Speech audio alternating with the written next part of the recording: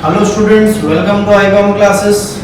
Today we are going to start second type of investment accounting. याद करो first day जब मैंने investment accounting start किया था तो बोला था इन्वेस्टमेंट अकाउंटिंग पे दो तरीके का क्वेश्चन आता है। पहला क्वेश्चन बेस्ड ऑन डिबेंचर्स होता है जो हम कंप्लीट कर चुके हैं। दूसरा क्वेश्चन बेस्ड ऑन शेयर्स होता है जो आज हम स्टार्ट करने वाले हैं, बेस्ड ऑन शेयर्स। यूनिवर्सिटी के बारे में पहले आपको एक बात बता दूं कि वो डिबेंचर पर भी क्वेश्चन पूछते हैं, शेयर्स पर भी क्वेश्चन पूछते हैं। तो ये वाला कोई कॉन्सेप्ट ही नहीं है कि डिबेंचर इंपॉर्टेंट है शेयर इंपॉर्टेंट नहीं है, दोनों इक्वली इंपॉर्टेंट है। अगर मैं गलत नहीं हूं तो यूनिवर्सिटी इसके ऊपर दो क्वेश्चन ड्राफ्ट करेगी, एक 10 मार्क्स के लिए ऑन डिबेंचर, एक 10 मार्क्स के लिए ऑन शेयर्स। अगर यूनिवर्सिटी चाहे तो 20 मार्क्स के लिए डिबेंचर और 20 मार्क्स के लिए शेयर भी ऑप्शन में पूछ सकती है। तो बोलने का मतलब ये है कि ना तो आपको डिबेंचर्स को ऑप्शन में छोड़ना है ना ही आपको शेयर्स को ऑप्शन में छोड़ना। चलो now focusing on shares. Shares का क्वेश्चन जब आप करोगे तो सबसे पहले बच्चे दिमाग में ये बिठा लो कि आपको स्ट्रिक्टली इक्विटी शेयर के एंगल से सोचना है। आपको प्रेफरेंस शेयर नहीं आने वाला, डिफर्ड शेयर भी नहीं आने वाला। सर क्या बोनस शेयर भी नहीं आएगा? बेटे बोनस शेयर इक्विटी शेयर ही होता है। सर क्या राइट शेयर भी नहीं आएगा? राइट शेयर भी इक्विटी शेयर ही होता है। When you are solving questions on shares you have to strictly be in your mind कि आपको जो क्वेश्चन करना है वो किसके एंगल से करना है, इक्विटी शेयर के एंगल से करना है। चलो फटाफट हम लोग देख लेते हैं ट्रांजैक्शन कितने रहते हैं शेयर्स में। तो शेयर्स के क्वेश्चन में एज यूजुअल सबसे पहला ट्रांजैक्शन रहेगा ओपनिंग बैलेंस। सबसे पहला ट्रांजैक्शन कौन सा रहेगा? Opening balance. ओपनिंग बैलेंस सबको पता है डेबिट में रिकॉर्ड होता है, तो उसको हम डेबिट में रिकॉर्ड कर देंगे। क्लियर इंफॉर्मेशन दे देता है, इसके अंदर कोई कॉम्प्लिकेशन होता नहीं। सेकेंड इंफॉर्मेशन होती है बेटा, सेकेंड ट्रांजैक्शन परचेज। परचेज करोगे तो शेयर आएगा, जो चीज आती है डेबिट हो जाती है, तो परचेज को भी ओपनिंग बैलेंस की तरह हम कहां पे लिखेंगे? डेबिट साइड पे। ओपनिंग बैलेंस भी डेबिट में आएगा, परचेज भी डेबिट में आएगा। उसके बाद तीसरा आता है बोनस शेयर्स।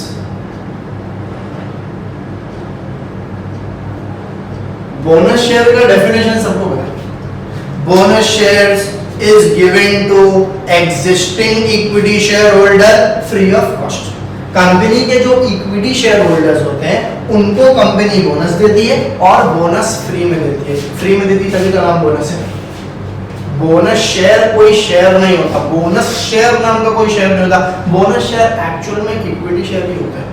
तो अपने एग्जिस्टिंग इक्विटी शेयर होल्डर को कंपनी जब फ्री में शेयर्स देती है, फ्री में, तो उस फ्री में शेयर्स देने के कॉन्सेप्ट को हम क्या बोलते हैं? Bonus share. आपको बोलेगा सर कंपनी आखिर फ्री में शेयर्स देती क्यों है? तो बेटे समझो बात को, कंपनी को हर साल प्रॉफिट हो रहा है।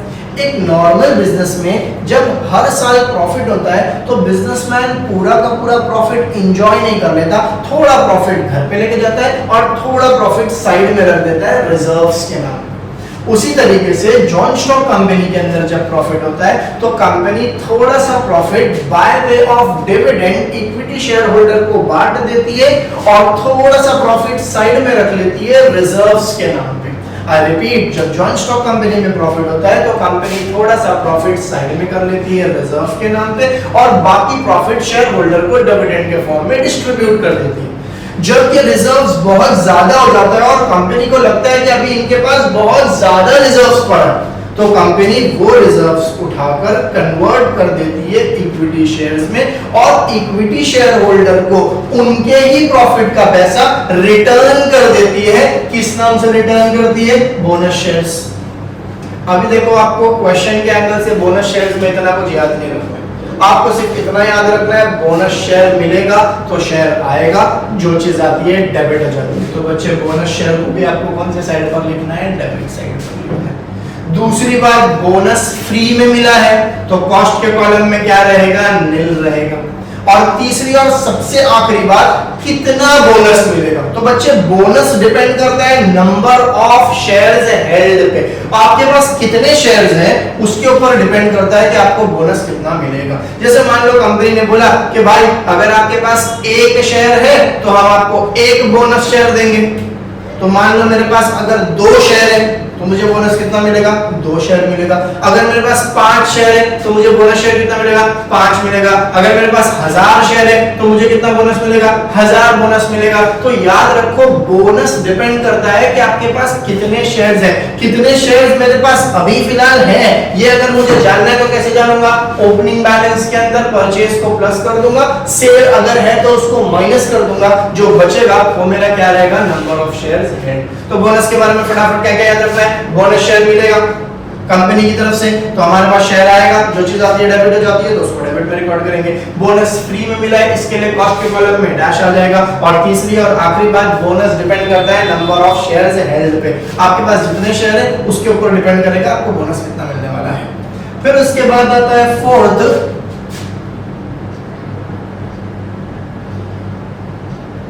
Right shares. पहले तो तुम ये समझ जाओ कि ये जो राइट शेयर है ये भी इक्विटी शेयर्स ही है। जब कभी कंपनी को एक्स्ट्रा फंड्स चाहिए होते हैं, एक्स्ट्रा पैसा चाहिए होता है और कंपनी डिसाइड करती है मार्केट में शेयर बेचने का, कंपनी को एक्स्ट्रा पैसा चाहिए, कंपनी डिसाइड किया कि कंपनी मार्केट में क्या करेगी, शेयर बेचेगी, तो वो एक्सटर्नल पब्लिक या आउटसाइड पब्लिक को पहले ऑफर नहीं करती है, पहले जो उसके एग्जिस्टिंग इक्विटी शेयर होल्डर ना उनको पूछती है हम शेयर बेचना चाह रहे हैं, तुमको खरीदना है क्या।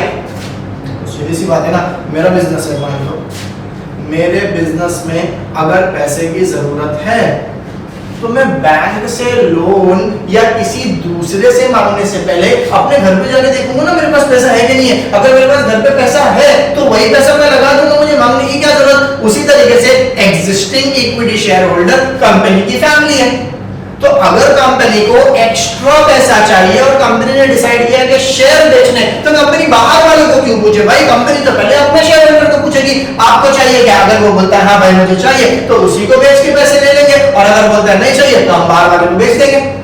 तो जब कंपनी एक्स्ट्रा पैसा डिमांड करती है या सॉरी जब कंपनी को एक्स्ट्रा फंड की रिक्वायरमेंट होती है और कंपनी डिसाइड करती है शेयर बेचने के बारे में, तो कंपनी सबसे पहले अपने एग्जिस्टिंग इक्विटी शेयर होल्डर को ये ऑफर देती है। बस उसी ऑफर को हम क्या बोलते हैं, राइट शेयर्स। अब राइट शेयर में क्या होता है, जिसका जितना मर्जी है उतना नहीं खरीद सकता। कंपनी ऐसे ऑफर करेगी, देखो कि अगर आपके पास 3 शेयर है, कितने शेयर है, 3, तो आप 1 शेयर खरीद सकते हो। इसका मतलब अगर मेरे पास 6 शेयर है तो मैं कितने शेयर खरीद सकता हूं, 2। अगर मेरे पास 30 शेयर है तो मैं कितने शेयर खरीद सकता हूं, 10। अगर मेरे पास 300 शेयर है तो मैं कितने शेयर खरीद सकता हूं, 100 खरीद सकता हूं। राइट शेयर कंपनी बोनस की तरह फ्री में नहीं देने वाली। तो याद क्या रखोगे, जब कभी कंपनी को एक्स्ट्रा फंड का रिक्वायरमेंट होता है और कंपनी डिसाइड करती है शेयर बेचने के, तो कंपनी बाहर वालों को ऑफर देने से पहले एग्जिस्टिंग इक्विटी शेयर होल्डर को ऑफर देती है। बस उसी ऑफर को हम क्या बोलते हैं, राइट शेयर्स बोलते हैं।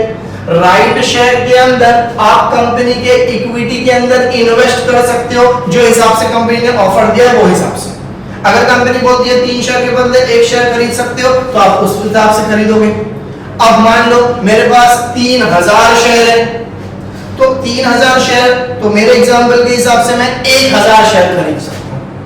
अब मेरे पास राइट है 1000 शेयर को खरीदने का, लेकिन फिलहाल मेरे पास उतने पैसे नहीं है कि मैं 1000 शेयर खरीद सकूं। मान लो कंपनी ने 1 शेयर आपको ऑफर किया 20 रुपीज में, आप 1000 शेयर खरीद सकते हो, 20 रुपए का 1 शेयर है, उस हिसाब से कितना हो गया, 2 1 2 4 0 20,000। बट अनफॉर्चुनेटली मेरे पास 15,000 रुपए, तो 15,000 रुपए तो मैं 1000 शेयर नहीं खरीद सकता। तो मैंने क्या किया पता है, मैंने 750 शेयर खरीदा। और 250 शेयर खरीद तो सकता नहीं हूँ क्योंकि मेरे पास पैसे ही नहीं। तो मैंने क्या किया पता है, मेरा एक दोस्त था, मैंने बोला देखो पता है मैं जिस कंपनी का शेयर होल्डर हूँ उस कंपनी के मार्केट वैल्यू ऑफ शेयर चल रही है 30 रुपया। मार्केट वैल्यू ऑफ शेयर क्या चल रही है 30 रुपया। लेकिन जो कि मैं कंपनी का शेयर होल्डर हूँ, इसके लिए कंपनी ने मुझे ऑफर किया है कि वही सेम शेयर में कितने में खरीद सकता हूँ, 20 रुपए में। मैंने 750 शेयर खरीद लिए, 250 शेयर में और खरीद सकता हूँ, लेकिन मेरे पास पैसे नहीं है। तुझे खरीदना है क्या? तो मान लो वो बोलता है हाँ मुझे खरीदना है 20 रुपए में। तो मैं बोला सुन, 20 रुपए के तो शेयर जो तू खरीदेगा मेरे थ्रू, उसके ऊपर मुझे कमीशन भी चाहिए। मान लो मैंने उसके ऊपर कमीशन कितना ले लिया, 2 रुपया, तो 22 रुपए के अंदर वो बंदा शेयर खरीद सकता है मेरे थ्रू। देखो उसका फायदा क्या हुआ, अगर वो बंदा डायरेक्टली मार्केट से जाके वो शेयर खरीदता तो उसको कितने में पड़ता है, 30 रुपए में। लेकिन मेरे थ्रू खरीदा है तो उसको वही शेयर कितने रुपए में पड़ गया, 22 रुपीज में। 2 रुपए का मेरा फायदा हो गया, 8 रुपए का उसका फायदा। तो राइट शेयर में आपको फटाफट क्या क्या याद रखना, सिंपल समझो। कंपनी को एक्स्ट्रा पैसे की जरूरत है, कंपनी डिसाइड की शेयर बेचना है, तो कंपनी बाहर वालों को पूछने से पहले एग्जिस्टिंग इक्विटी शेयर होल्डर को पूछेगी, बस उसी ऑफर को क्या बोलते हैं, राइट शेयर बोलते हैं। राइट शेयर डिपेंड करता है नंबर ऑफ शेयर्स हेल्ड पे। सर बोनस शेयर की तरह, बिल्कुल बोनस शेयर की तरह। बोनस शेयर डिपेंड करता है नंबर ऑफ शेयर्स पे, राइट शेयर भी डिपेंड करता है नंबर ऑफ शेयर्स हेल्ड के ऊपर। मेरे हिस्से में जितना शेयर आएगा मैं चाहूं तो पूरा का पूरा खरीद लूं, मैं चाहूं तो थोड़ा खरीदूं और थोड़े के राइट को ट्रांसफर कर दूं किसी थर्ड पार्टी के नाम पे, वो थर्ड पार्टी खरीदेगी। जब मैं मेरे शेयर का राइट किसी थर्ड पार्टी को ट्रांसफर करता हूं तो उसे कहते हैं रीअनाउंसमेंट। क्या बोलते हैं, रीअनाउंसमेंट ऑफ शेयर्स। तो this was all about right shares. Right shares के बारे में आपको सिर्फ और सिर्फ 3 बात याद रखना। राइट शेयर डेबिट में रिकॉर्ड होता है क्योंकि खरीदोगे तो आएगा, जो चीज आती है डेबिट। दूसरा, राइट शेयर डिपेंड करता है नंबर ऑफ शेयर्स हेल्ड पे। तीसरा, आपके हिस्से में जितना शेयर खरीदने को आया आप चाहो तो पूरा खरीद सकते हो, या चाहो तो थोड़ा खरीदो और थोड़े के राइट को क्या कर दो, रीअनाउंस कर दो थर्ड पार्टी को, यानी ट्रांसफर कर दो। कितना आप खरीद रहे हो, कितना रीअनाउंस कर रहे हो, कितने में खरीद रहे हो, ये सारी चीजें क्वेश्चन में दी रहेगी। आपको याद क्या क्या रखना है, राइट शेयर का रिकॉर्डिंग डेबिट में होता है, right share number of shares पे डिपेंड करता है, मेरे हिस्से में जितने शेयर का राइट आया है मैं चाहूं तो खरीद लूं पूरा, मैं चाहूं तो पूरा ट्रांसफर कर दूं, मैं चाहूं तो थोड़ा खरीद लूं, थोड़ा ट्रांसफर कर दूं। कितना खरीदूंगा, कितना ट्रांसफर करूंगा, वो सब क्वेश्चन में क्लियरली दे देगा। चलो उसके बाद हम बात करते हैं पॉइंट नंबर 5, डिविडेंड।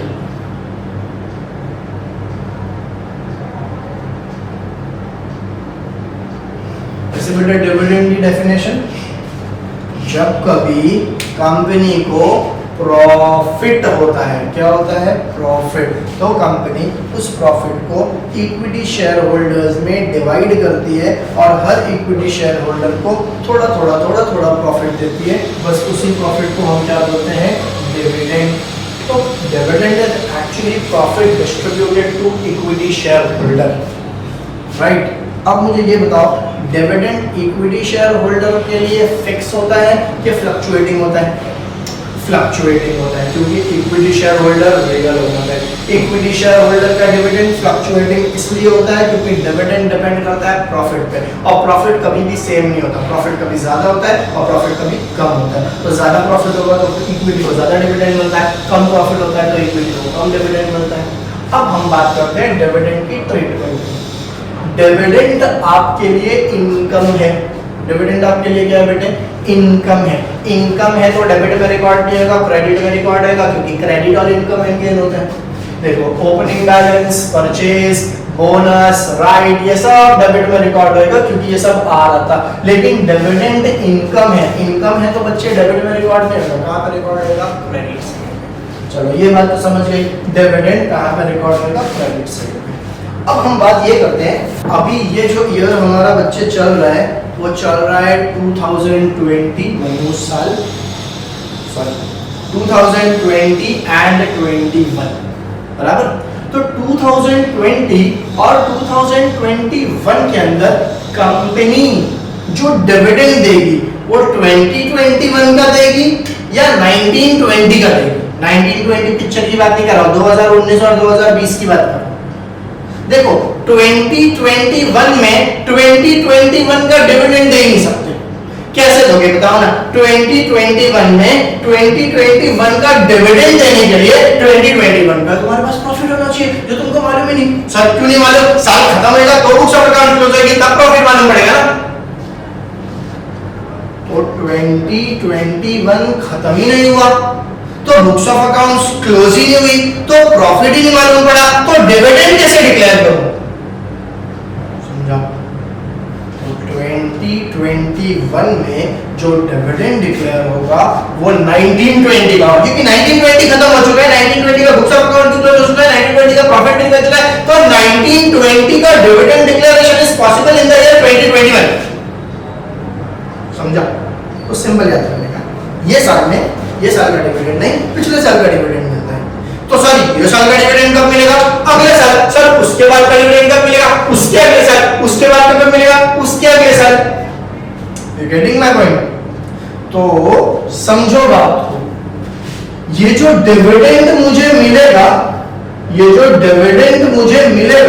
ये मुझे इस साल का नहीं मिल रहा है, ये मुझे प्रीवियस ईयर का मिल रहा है ना? प्रीवियस ईयर का मिल रहा है। ये परचेज मैंने इसी साल किया है, ये बोनस शेयर मुझे इसी साल मिला है, ये राइट शेयर मुझे इसी साल मिला है। ओपनिंग बैलेंस पहले से था मतलब पिछले साल से मेरे पास था, ये डिविडेंड भी पिछले साल का है। तो कहने से ओपनिंग बैलेंस पर जो डिविडेंड मुझे मिलेगा उस डिविडेंड को एंजॉय करने का मेरा पूरा राइट है। क्यों ना हो, ये उस टाइम का डिविडेंड है जब मैं शेयर होल्डर था और मेरे पास बैलेंस था। पिछले साल मेरे पास शेयर थे, ये पिछले साल का डिविडेंड है, तो मुझे इसका डिविडेंड एंजॉय करने का पूरा राइट है। लेकिन ये जो मैंने परचेस मार्केट से किया हूं इस साल, ये जो परचेस मैंने मार्केट से किया हूं इस साल, इस पर भी जो मुझे डिविडेंड मिलेगा वो डिविडेंड एंजॉय करने का मुझे कोई राइट नहीं है, क्योंकि ये डिविडेंड पिछले साल का है और पिछले साल इस शेयर का मैं होल्डर था ही नहीं। ये तो मैंने इसी साल खरीदा ना, जब मैं पिछले साल ये शेयर का मालिक था ही नहीं, तो इसका डिविडेंड एंजॉय करने का मुझे कोई राइट ही नहीं है। तो तुम समझो, ओपनिंग बैलेंस पर डिविडेंड मिलता है, परचेज पर डिविडेंड मिलता है, मगर ओपनिंग बैलेंस का डिविडेंड आप एंजॉय कर सकते हो क्योंकि उस समय पे आप कंपनी के शेयर होल्डर थे। परचेज के डिविडेंड को आप एंजॉय नहीं कर सकते क्योंकि ये उस समय का डिविडेंड है जब आप इस शेयर के मालिक नहीं थे। तो सिंपल क्या याद रखने का, ओपनिंग बैलेंस के डिविडेंड को एंजॉय कर सकते, इसके लिए उसको डिविडेंड के कॉलम में लिखने का, ये काम की बात है, बाकी भूल जाओ चलेगा। परचेज के डिविडेंड को एंजॉय नहीं कर सकते, इसीलिए उसको डिविडेंड के कॉलम में नहीं, कॉस्ट के कॉलम में लिखने का। तो क्या बोला, ओपनिंग बैलेंस का डिविडेंड एंजॉय कर सकते तो उसको डिविडेंड के कॉलम में लिखने का, परचेज के डिविडेंड को एंजॉय नहीं कर सकते तो उसको कॉस्ट के कॉलम में डालने का। और सर बोनस और राइट के डिविडेंड का क्या, तो इसके ऊपर डिविडेंड मिलेगा ही नहीं। कंपनी ने इसी साल बोनस भी इशू की, कंपनी ने इसी साल राइट भी इशू की और डिविडेंड पिछले साल में। तो ये साल के शेयर पे पिछले साल का डिविडेंड भला कंपनी क्यों देने लगी? तो कोई बोलेगा सर इस पे कैसे दी? बेटा ये इशू पहले हो चुका था, कंपनी ने 1947 में मान लो इसको इशू कर दी। मजाक कर रहा हूं, मतलब 90 में इशू की थी, 1947 में तो इंडियन कंपनीज एक्ट भी नहीं आया। तो समझे, ओपनिंग बैलेंस के डिविडेंड को आप कहां पे लिखोगे? डिविडेंड के कॉलम में। परचेज के डिविडेंड को आप कहां लिखोगे? कॉस्ट के कॉलम में। बोनस और राइट पर डिविडेंड मिलता ही नहीं है। चलो फिर से सुन लो फटाफट। डिविडेंड इनकम है, इनकम कहां पे रिकॉर्ड होती है? क्रेडिट। ओपनिंग बैलेंस का डिविडेंड कहां पे रिकॉर्ड होएगा? डिविडेंड के कॉलम में। परचेज का डिविडेंड कहां पे रिकॉर्ड होएगा? कॉस्ट के कॉलम में। और बोनस और राइट के ऊपर डिविडेंड मिलता ही नहीं है। उसके बाद आ जाएगा आपका सिक्स्थ ट्रांजैक्शन, सेल। अब बताओ क्या सेल सिखाऊं तुम लोग को? शेयर बेचोगे तो शेयर जाएगा, जो चीज जाती है क्रेडिट हो जाती है, तो सेल को हम कहां पर रिकॉर्ड कर देंगे? क्रेडिट में। और फिर वही वेटेड एवरेज कॉस्ट जैसे डिबेंचर में निकाल देते निकाल। और उसके बाद लास्ट आ जाएगा आपका क्लोजिंग बैलेंस, क्लोजिंग बैलेंस को क्रेडिट में रिकॉर्ड करते हैं, सबको मालूम है, तो इसको क्रेडिट में रिकॉर्ड कर देंगे। सेम ट्रीटमेंट देने का क्लोजिंग बैलेंस को, जैसा क्लोजिंग बैलेंस हम डिबेंचर में सॉल्व कर देते हैं। तो ओवरऑल शेयर में कितने ट्रांजैक्शन है? 7। ओपनिंग बैलेंस डेबिट में आएगा, परचेज डेबिट में आएगा, बोनस डेबिट में आएगा, नंबर ऑफ शेयर्स हेल्ड पे डिपेंड करेगा, फ्री में मिलेगा। राइट शेयर डेबिट में आएगा, नंबर ऑफ शेयर्स हेल्ड पे डिपेंड करेगा, क्वेश्चन में बोला रहेगा कितना खरीदा और कितना रीअनाउंस कर दिया। डिविडेंड क्रेडिट में आएगा, ओपनिंग का डिविडेंड एंजॉय कर सकते हो तो डिविडेंड के कॉलम में, परचेस का डिविडेंड एंजॉय नहीं कर सकते तो कॉस्ट के कॉलम में, बाकी राइट और बोनस के ऊपर डिविडेंड मिलता ही नहीं। फिर उसके बाद आता है सेल, सेल क्रेडिट में जाएगा, सेम वेटेड एवरेज कॉस्ट जैसे डिबेंचर के अंदर निकालते थे वैसे ही निकाल देगा। उसके बाद लास्ट में आ जाता है क्लोजिंग बैलेंस, जैसे डिबेंचर में इसको सॉल्व करते थे वैसे ही सॉल्व करने का। अब एक आखिरी बात, जिस तरीके से मैंने आपको डिबेंचर के क्वेश्चन में पढ़ाया था कि डिबेंचर की फेस वैल्यू हमेशा कितनी होती है? 100। कुछ नहीं बोला तो डिबेंचर की फेस वैल्यू क्या अज्यूम कर लेने का? 100। उसी तरीके से शेयर्स जो होते हैं ना, shares in the absence of information, face value of equity shares is ₹10 in the absence of information। Question में मान लो बोल रहा है 100 रुपया फेस है, तो अपना दिमाग मत लगाना कि नहीं नहीं सर मैं तो 10 बोले थे। 10 जब क्वेश्चन में इंफॉर्मेशन नहीं रहेगी अबाउट फेस वैल्यू। अगर क्वेश्चन में बोलता है फेस वैल्यू 10 है तो अच्छी बात है, क्वेश्चन में बोलता है 100 है तो बोलना और अच्छी बात है। अगर क्वेश्चन में कुछ नहीं बोलता है तो फिर क्या अज्यूम कर लेना? Face value ₹10। नेक्स्ट लेक्चर के अंदर हम शेयर्स के ऊपर क्वेश्चन स्टार्ट करेंगे and it is really very easy. Till then take care, thank you.